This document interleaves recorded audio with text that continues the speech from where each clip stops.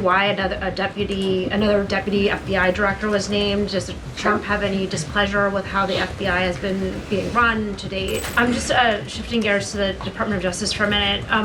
Can you walk us through why another deputy FBI director was named? Does Trump have any displeasure with how the FBI has been being run to date?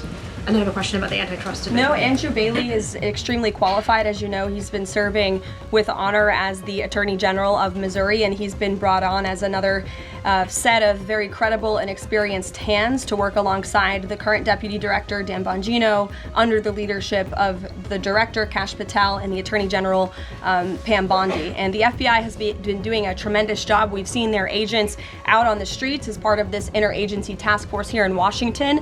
But the crime that they've been stopping here in Washington, they've been doing this for 7 months all across the country. In fact, there's been 19,000 arrests by the FBI nationwide. That's more than double last year in the same time period. Of those, 1,600 arrests were for violent crimes against children.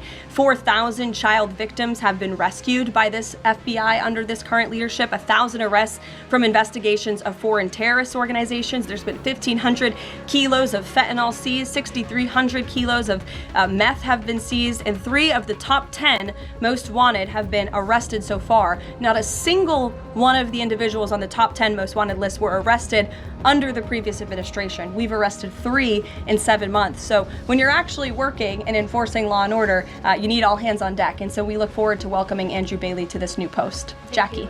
I have a quick question about Roger Alfred, who's a former DOJ official. He gave a speech in Aspen yesterday where he said that senior DOJ aides are cutting deals with favored lobbyists. I'm wondering if the president has any concerns at all with the way the antitrust division is working. I have no idea who that individual is. I don't know why he made those comments. I don't know what basis he's making those comments on. My instinct tells me it's not true, but we will definitely look into them and I'll get you a response. Thank you, Caroline. Jackie. Thanks, Caroline. Since the president often says that this war would not have started if he were in office, and True. and Putin confirmed that. It's true. Do you accept that as true? The Probably. European leaders do. Well, And President Putin himself said that, by the way. He did say that. The question I have, though, is what is the president going to do to ensure that these security guarantees last beyond him into the time when he is no longer president? And does that have to involve Congress at all? Well, he understands the need for that, which he spoke to yesterday. And what's he going to do? It's why he's engaging in so many talks and so many conversations with both sides of this war with our European allies. It's why on the way home from Anchorage, Alaska, very late at nights, when I know many of you on the press plane were sleeping and many staff were sleeping, the president himself was still awake at 2 o'clock in the morning talking to European leaders and NATO about how we can ensure a lasting peace and bring this conflict to an end. He has expended an incredible amount of time, energy, and effort into bringing this war to an end, and he remains determined to do that. Also, can Go I ask ahead. you about the Go ahead. Thank you, Caroline. DC crime? Sure, Jake, and then to your right. All right. Thank you, Caroline.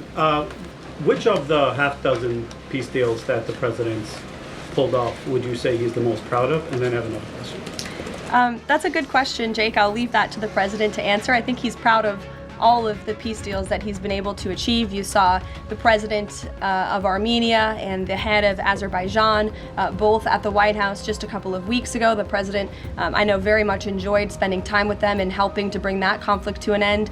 He very much enjoyed his time with leaders of Rwanda and the Democratic Republic of the Congo in the Oval Office, talking to them about bringing that decades-long war to an end. India and Pakistan. He used trade in a very powerful way as leverage to bring that conflict to an end. So I know he's very proud of all of these achievements.